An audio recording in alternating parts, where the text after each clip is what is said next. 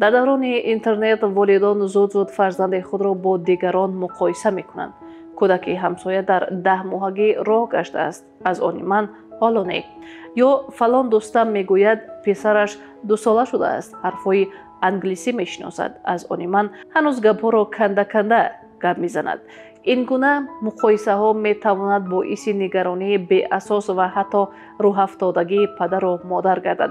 در واقع هر کودک یکتاست و سرعت رشد و انکشاف خاص خود را دارد.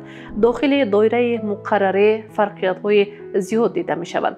مثلا یگان کودک شاید در 9 ماهگی قدم گذارد، دیگر تا 15 ماهگی نیاز به دستگیری دارد. هر دو کاملا مقرره بوده می تواند. یا در 2 سالگی بعضی کودکان جمله های عادی را روان می گویند، در حالی که دیگران بیشتر با اشاره و کلمه های جداگانه فکرشان را می رسانند.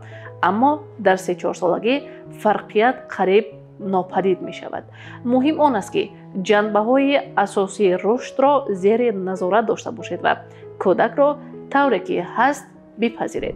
اگر پدیاتر و متخصص رشد میگوید که کودک موافق سن و سالش پیشرفته ایستاده است، پس جای خواطری نیست. مثلا اگر پسر شما در 18 ماهگی هنوز با قاشق درست خوراک خوردن نمیتواند، این فاجعه نیست.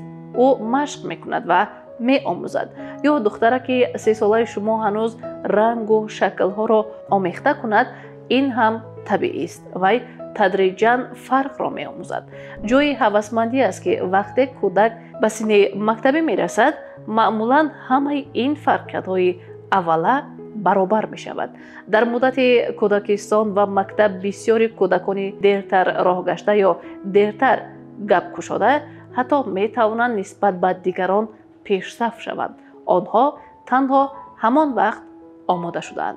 از این رو خود و کودکانتان را با دیگران مقایسه نکنید، بلکه پیشروی های شخصی خود را تجلیل نمایید.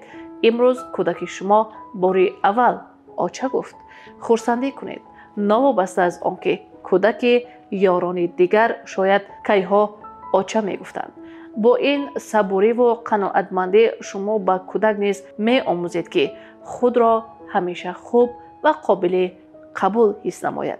شما یگان بار خود را در حالت مقایسه کردن فرزندتان با دیگران یافته اید؟ چگونه به خود فهمانیدید که هر کودک ناتکرار است؟ شرح شما را در زیر انتظاریم. سرپرستی برنامه ما شرکت لین دیوید می باشد. لین دیوید، برای تمام عائله.